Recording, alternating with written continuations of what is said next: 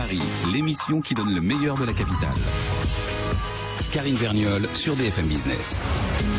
Et au lendemain de la COP21, je voudrais juste vous rappeler un petit chiffre parce que finalement on en a assez peu parlé. En France, le transport touristique est responsable de 8% des émissions globales de gaz à effet de serre, dont les 2 tiers sont générés par l'avion. Ce n'est pas moi qui le dis, c'est le réseau Action Climat. Et si rien n'est fait pour les réduire, les émissions tripleront d'ici 2050, les émissions du transport aérien. Alors on va peut-être se pencher un peu sur la question. D'aucuns l'ont déjà fait, vous en connaissez quelques-uns. Et puis d'autres qu'on va vous faire découvrir aujourd'hui. Pour en parler, nous sommes avec Catherine Monoury. Bonjour. Bonjour. Vous êtes directrice du musée de l'air et de l'espace et donc toutes ces questions-là, vous les regardez de près, notamment les propositions faites par l'association Transocéan. René Bouchara, bonjour. Bonjour Karine. Vous êtes designer et vice-président de cette association qui a été fondée en 2012 avec un objectif, réhabiliter le dirigeable. Éric Van Rompuy, bonjour. Bonjour. Vous êtes directeur général de PNO Consultant et vous êtes notamment expert de la mobilité. Puis nous sommes en ligne avec Raphaël Dinelli, bonjour. Bonjour. Vous êtes ancien skipper, créateur et directeur de recherche de la Fondation Océan Vital. Et vous, votre idée, c'est l'avion hybride électrique solaire, mais aussi aux algues. Vous nous raconterez ça dans un instant. Il est vrai, Catherine Monoury, pardonnez-moi, qu'il y a beaucoup de choses qu'on connaît. On connaît certaines initiatives comme Solar Impulse. Par exemple, ça, effectivement, l'avion solaire, parce que le personnage est médiatique, parce que c'est américain, parce qu'il y a des moyens. Ça, on connaît. C'est tout à fait intéressant parce que, en fait, pour pouvoir continuer à voler, il va falloir résoudre un certain nombre de problèmes, dont la consommation, le bruit, et puis pour ça, ça paraît assez logique de vite utiliser l'électricité si on peut.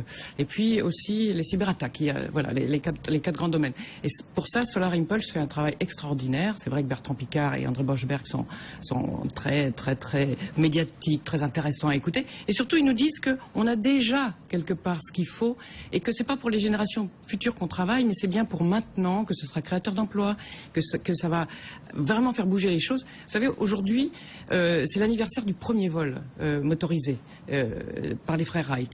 Et puis, 66 ans après, la même année, on fait voler le Concorde, donc le Grand Luxe et le subsonique, et on fait voler le 747 et on va sur la Lune. Et puis, depuis 50 ans, on fait un peu les mêmes choses. Maintenant, ce qui est merveilleux, ce qu'on a vu à la COP21, qu'on voit partout, c'est toutes les initiatives et voir qu'on va repartir d'une feuille blanche. Il faut faire autre chose. Et c'est ce que prouve Bertrand par un tour du monde quand même tout à fait très difficile à faire, mais qui nous montre quelque part une forme de vol perpétuel. On pourrait rester en l'air très longtemps sans polluer, sans faire de bruit.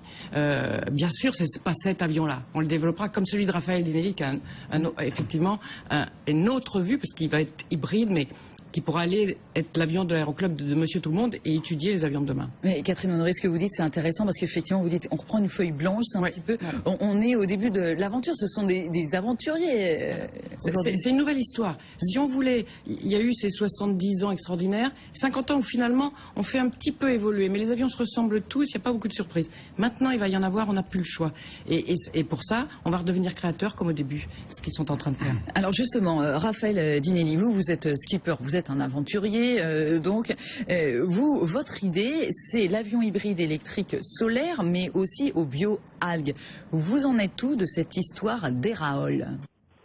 Oui, bonjour. On a présenté dans cet avion à la COP, donc lors de la présentation, Catherine était parmi nous. Et puis là, d'ici quelques semaines, on va faire les premiers essais en vol. Et puis, on espère donc partir sur New York vers le mois de mai et tenter sur les traces de Charlottenberg en 1927 de faire donc New York-Le Bourget avec cet avion qui est tracté par des moteurs électriques et on lui amène donc plusieurs sources d'énergie le plus propre possible. Sans rentrer trop dans la technologie, parce qu'on serait vite perdu ici, mais comment ça marche et qu'est-ce qui fait que ça va pouvoir tenir longtemps? Ça marche, c'est tout simple, c'est comme une voiture électrique. En fait, l'hélice, elle tourne grâce à des moteurs électriques. Ces moteurs électriques sont branchés sur des batteries, en étant très simple. Aujourd'hui, le moteur électrique existe avant le moteur thermique, mais là où le bas blesse un peu, c'est le stockage d'énergie dans ces batteries. La capacité massique est encore assez faible par rapport au kérosène, par exemple. Donc, si on devait embarquer depuis New York jusqu'au Bourget des batteries, on aurait presque 3 tonnes de batteries. Donc, c'est pas encore possible, peut-être dans quelques années. Et donc, en fait, on a une petite batterie de puissance. Et l'idée, c'est de fabriquer l'énergie électrique à bord pour alimenter ces moteurs électriques, cette hélice. Et le quiz du projet, c'est justement de ne pas utiliser des carburants fossiles. Alors, Eric Van Rompuy, c'est vrai qu'on a beaucoup avancé aussi sur ces questions-là de mobilité en polluant moins, sur la voiture, parce que c'est quand même aussi, ça paraît le plus simple. Mais est-ce qu'on peut appliquer, vous avez travaillé beaucoup sur cette mobilité, ce qu'on applique à la voiture, à l'aérien, par exemple? Est-ce que c'est aussi simple que ça? Non, c'est pas nécessairement aussi simple que ça, parce qu'effectivement, dans la voiture, on voit beaucoup de prospection. Le luxe est différent. Le luxe, par exemple, dans les voitures, c'est de ne pas avoir de bouchons, éviter des accidents. Dans l'aéronautique, on n'a effectivement pas de bouchons, on n'a pas, pas beaucoup d'accidents parfois, mais c'est-à-dire c'est quand même rare. La problématique n'est pas là. Donc, dans l'aviation, c'est surtout plus une question technologique, écologique aussi. Donc, effectivement, des avions consomment pour le décollage une quantité de carburant très importante. Quand ils sont en train d'attendre sur la piste, ça continue à tourner. C'est-à-dire là, on peut effectivement faire des économies d'énergie déjà importantes. Alors effectivement, la voiture ne va pas marcher au solaire, mais là où on avance dans la voiture, c'est l'électricité et puis la voiture autonome. Effectivement, c'est ça l'avenir pour continuer à avancer, là aussi toujours avec cette problématique de polluer moins. Oui, exactement. Donc en plus, c'est-à-dire on ne sait pas exactement l'impact que va avoir la voiture autonome. Ici en France, ni en Europe quelque part. Il y a des études qui disent effectivement, si on met en place, par exemple dans des grandes villes comme Paris, la voiture autonome, avec effectivement aussi des applications qui permettent de partager des véhicules. Donc on pense un petit peu Blablacar ou un style Uber mais autonome. Ça veut dire que ça peut réduire le nombre de véhicules à Paris par 10. Ah oui. Donc tout de suite, plus de bouchons. Donc plus de bouchons, ça veut dire on n'a pas besoin non plus d'avoir des voitures partout dans toutes les rues. Ça veut dire qu'il y a la moitié des rues qui deviennent piétonnes. Ça veut dire que c'est une qualité de vie sans bruit, sans pollution, sans danger. On vit vraiment dans la ville. Alors c'est intéressant parce que les uns et les autres, presque aujourd'hui, vous nous faites rêver et en même temps, à un moment donné, tout ça va devenir très concret. Comment ça va devenir concret, René Bouchara? Transocéan, cette histoire de dirigeable, l'idée c'est de réhabiliter le dirigeable de façon électrique, parce que c'est bien cette idée-là. Vous avez déjà traversé la Manche? Absolument, on a une feuille de route qui constitue de battre 4 records du monde, le premier étant la traversée de la Manche qui a eu lieu et effectivement nous étions sur un dirigeable électrique. Donc la volonté c'est de réhabiliter le dirigeable et de prouver que c'est un moyen plus qu'intéressant pour effectuer des travaux aériens sans polluer. Est-ce qu'à un moment donné, on pourra transporter des marchandises et surtout des gens, puisque c'est ce qui nous intéresse? Est-ce qu'on pourrait voyager avec le dirigeable électrique? Alors j'ai envie de dire qu'aujourd'hui, si on voulait prospecter et présenter des projets extraordinaires, on pourrait nous traiter de fous, mais si on revient aux années 20 ou aux années de gloire du dirigeable, on l'a fait, ça existait. Il y a des centaines de milliers de personnes qui ont voyagé dans un luxe extraordinaire, qui ont traversé la planète. Donc au jour d'aujourd'hui, c'est envisageable, mais j'aime à penser qu'on ne peut pas le faire directement. Je pense que, pour citer Goethe, l'auteur nous attire, non les marches d'accès. Il va falloir y aller petit à petit et de prouver à la fois la performance, le design, et de prouver qu'on est capable de réinventer le dirigeable. C'est intéressant, effectivement, vous êtes designer au départ. Donc dans cette aventure aérienne, quel est votre point de vue? Qu'est-ce qui vous intéresse justement? C'est qu'il y a l'aspect technologique, mais aussi cet aspect-là du design? Alors oui, il y a le design, parce que le design, on peut toujours dessiner, mais c'est du biomimétisme, parce qu'on doit s'inspirer de la nature et de comprendre un petit peu la nature et de comprendre que lorsque l'on est en l'air, comme un dirigeable, c'est un petit peu lorsque on est en mer, en poisson. C'est-à-dire que là où l'avion a une enveloppe de vol, il doit être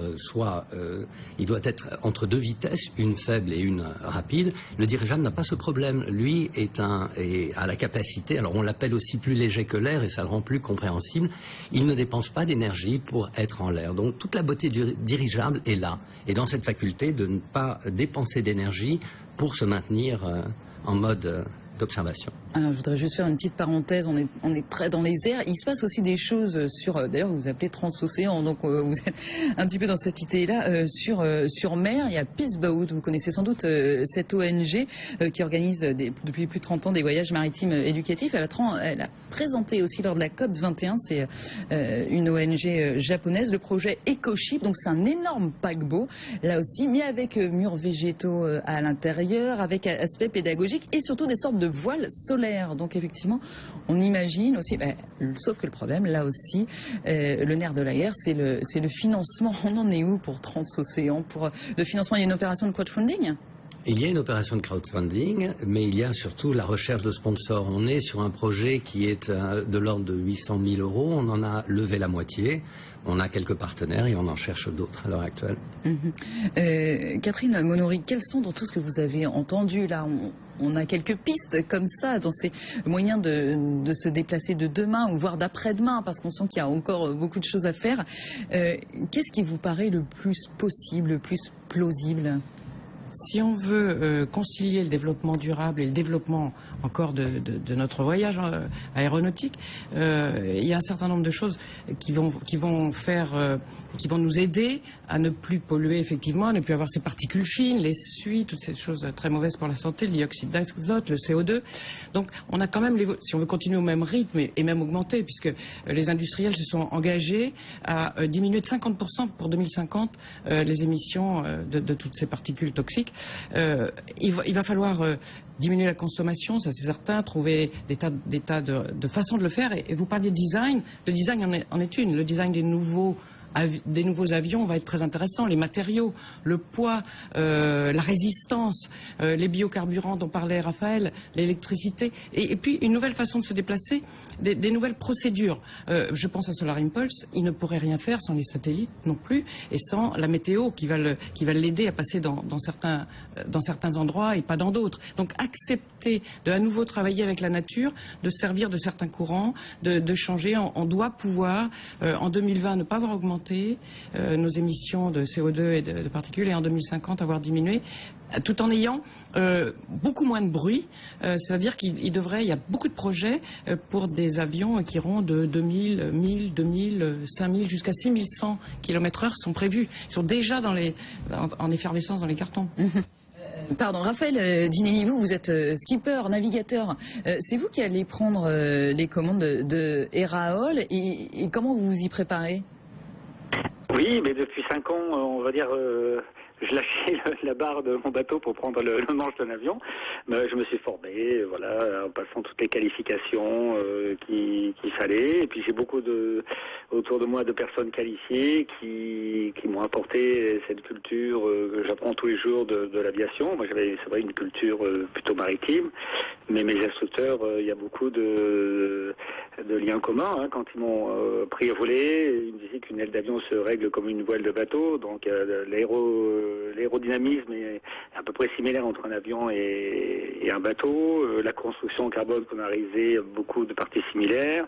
L'avionique, la navigation, il y a aussi beaucoup d'éléments similaires.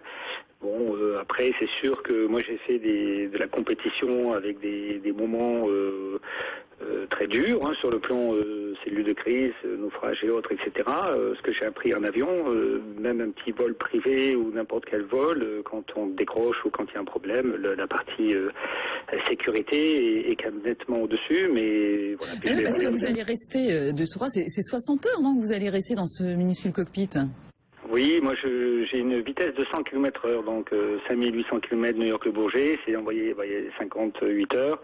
Voilà, il va falloir évidemment avoir une fenêtre météo excellente et je suis à 10 000 pieds, donc j'ai aussi des problèmes de masse, donc je n'emporte pas d'oxygène embarqué, pas de chauffage la nuit, je n'ai pas de dégivrage sur les ailes et sur l'hélice. Voilà, on se retrouve un peu comme les anciens avec les mêmes problématiques parce qu'ils avaient des problèmes de masse, ils avaient des problèmes de puissance, de fiabilité des moteurs et comme disait Catherine, voilà, on On fait un peu la même chose que faisaient les anciens, mais avec des technologies modernes, et elles existent, hein, comme dit Bertrand Piccard, elles sont là, il faut maintenant les développer et il faut passer dans cette nouvelle ère.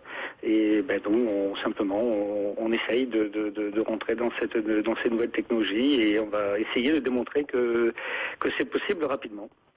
Effectivement, ça sera du coup dans quelques mois. Juste dernière question, René Bouchara. Là, on parlait de 60 heures avec votre dirigeable chez Transocéan pour traverser l'Atlantique. Ça sera, vous imaginez Ça sera quelques jours, mais je veux juste vous donner un petit détail par rapport à la beauté du dirigeable et à la faculté de se maintenir en l'air. Le record a été battu dans les années 50, je crois que c'est 57, et c'est 10 jours et demi sans toucher le sol. Donc quand même, ça prouve que c'est un moyen qui est assez intéressant de ce point de vue. Mais ça va avec l'idée de slow voyage aussi. Est-ce que vous racontiez un petit peu tout à l'heure, on va prendre le temps. On prend le temps aussi de se poser avec Mathieu Sévin qui nous a rejoint. Bonjour Mathieu. Bonjour Karine. Notre reporter spécialiste auto à la rédaction. Enfin, quand je dis auto, effectivement, on vient de parler d'avion, dans les moyens de polluer moins. Mais vous avez trouvé des sortes de choses hybrides finalement. Alors, moi j'ai fait la synthèse entre le sujet dont vous venez de parler, l'aéronautique, et celui que je maîtrise, l'automobile. Je vous présente la voiture avion. Alors, c'est un concept aujourd'hui. Principal avantage, c'est qu'elle a des ailes rétractables. C'est quand même plus pratique pour se garer. Par contre, famille nombreuse, abstenez-vous, il n'y a que 2 places. L'hélice est située à l'arrière. Alors, avantage également, c'est que pour faire le plein, pas besoin de chercher une pompe à kérosène, donc de traîner autour des aéroports. N'importe quelle station-service fera l'affaire. Question autonomie, l'avion, en mode avion, ça a 700 km, donc ne comptez pas faire Paris-New York avec. Et puis, petite précision, pour utiliser cet engin assez révolutionnaire, il vous faudra le permis voiture, mais aussi une licence de pilote. Alors, franchement, à mon avis, c'est pas pour demain, ni pour après-demain. Ça vous plairait, ça, Catherine Monory? C'est très amusant, j'ai beaucoup regardé ça, mais ça reste soumis à la réglementation aérienne, donc elle doit aussi partir d'un aérodrome, parce que si au milieu des embouteillages, moi j'en ai assez, je me repose pas mes ailes. C'est ce qu'elle disait finalement, Eric Von Roppé. Et là, ce sera sans doute pas possible.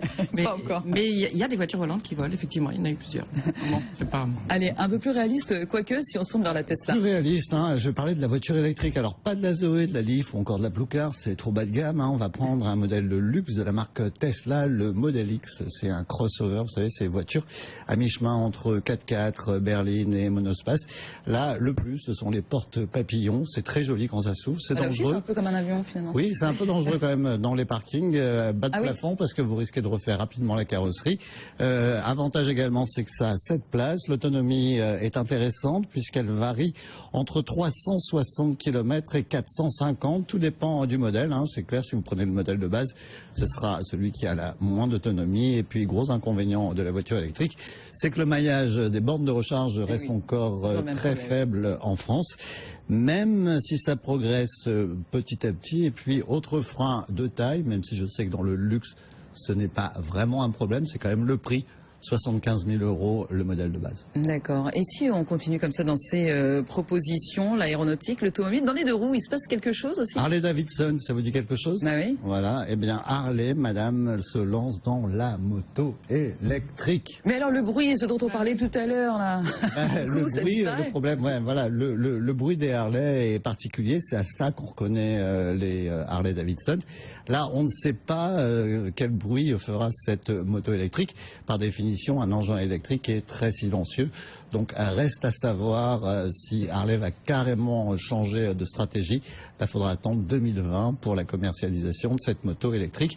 Et puis, Karine, si réellement vous voulez un bilan carbone exceptionnel, moi, je vous conseille tout simplement de chausser une bonne paire de chaussures Louboutin et puis de marcher. Très bien, vous avez raison, c'est le meilleur conseil. C'est compliqué pour traverser l'Atlantique, mais en tout cas, c'est le meilleur conseil. Merci beaucoup, Mathieu Sévin. Merci à vous, Eric Von Roppé, directeur général de P&O Consultant. Catherine Monory, directrice du musée de l'air et de l'espace. Effectivement, on peut apprendre plein de choses si on s'y tente. René Bouchara, on attend donc le dirigeable électrique Transocéan. La traversée transatlantique sera pour quand? Oh, ça c'est le dernier, c'est le 4e record, mais je pense qu'on fera le tour du monde ensuite. Mais déjà, on est à battre le record du monde de vitesse l'année prochaine. Eh bien, voilà, ce sera notre rendez-vous. Et Raphaël Dinelli sur Eraol, ce sera dans quelques mois. Merci beaucoup, messieurs, dames, d'avoir été avec nous.